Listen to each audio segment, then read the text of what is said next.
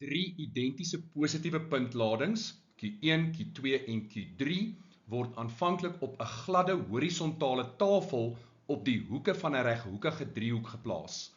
Die diagram toon die ladings soos van bo gesien. Watter diagram toon die rigting waarin Q2 sal beweeg as gevolg van die elektrostatiese kragte wat deur Q1 en Q3 daarop uitgeoefen word?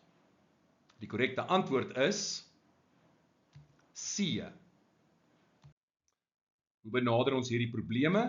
Ons wil weet wat is die impak op Q2. So ons hou Q2 vas.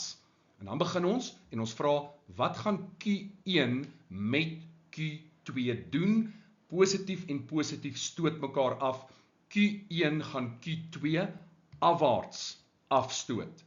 En wat gaan Q3 met Q2 doen? Q3 gaan Q2 afstoot na links. En dan is die vraag, in watter rigting gaan die resultant op Q2 inwerk?